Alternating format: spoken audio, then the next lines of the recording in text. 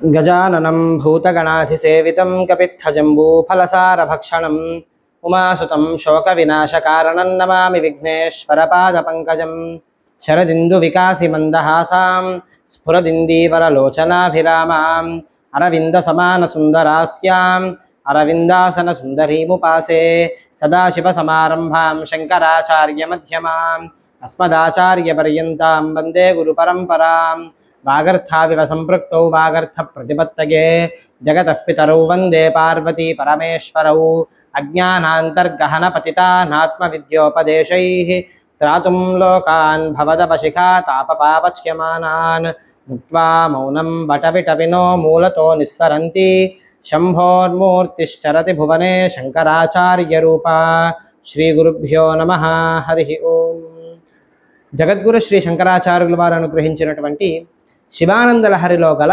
15వ శ్లోకానికి తాత్పర్యం తెలుసుకునేటటువంటి ప్రయత్నం చేద్దాం. ఉపేక్షానో చేత్ కిం నహరసి భవధ్యాన విముఖాం దురాశా భూగిష్టాం విధిలిపిమశక్తో యది భవాన్ శిరస్తద్వైధాత్రం నన ఖలు సువృత్తం పశుపతే కథం వా నిర్యత్నం కరనఖముఖేనైవ లులితం. ఓ పరమేశ్వర, సర్వలోకాధీశ్వర శివ,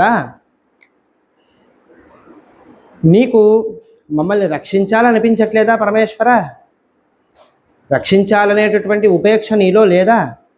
మా బుద్ధి ఎప్పుడు చూసినా దురాశ వైపు పరిగెడుతోందయ్యా, దుర్బుద్ధిగా మారుతోంది.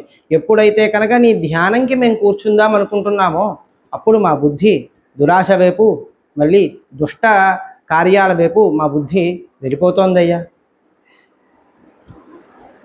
ఈ విధి లిఖితం ఆ విధంగా రాశారు బ్రహ్మగారు. అటువంటి ఆ బ్రహ్మగారి యొక్క 5వ తలని నీ యొక్క చేతి వేలి గోరుతో త్రెంచిన మహానుభావుడివి నీవు. బ్రహ్మగారు రాసినటువంటి మా యొక్క విధి లిఖితాన్ని చెరపలేవా? దురాశా భూయిష్టాం విధిలిపిమశక్తో యది భవాన్ శిరస్తద్వైధాత్రం నన ఖలు సువృత్తం పశుపతే కథం వా నిర్యత్నం కరనఖ ముఖేనైవ లులితం. బ్రహ్మగారి 5వ తలని తుంచినటువంటి గోరు కలవాడా పరమేశ్వర, మా యొక్క ఈ విధి లిఖితాన్ని నీ యొక్క చేతితో తుడవలేవా? ఆ సమయంలో ఉపేక్షను చూపవయ్యా పరమేశ్వర. నీ కారుణ్య రూపాన్ని అక్కడ మాకు దర్శనం చేయవయ్యా.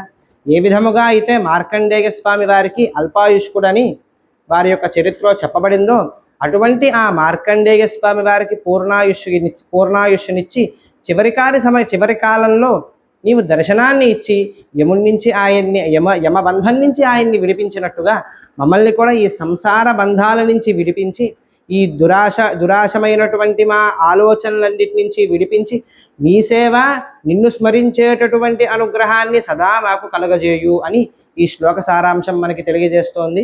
స్వస్తి ప్రజాభ్యః.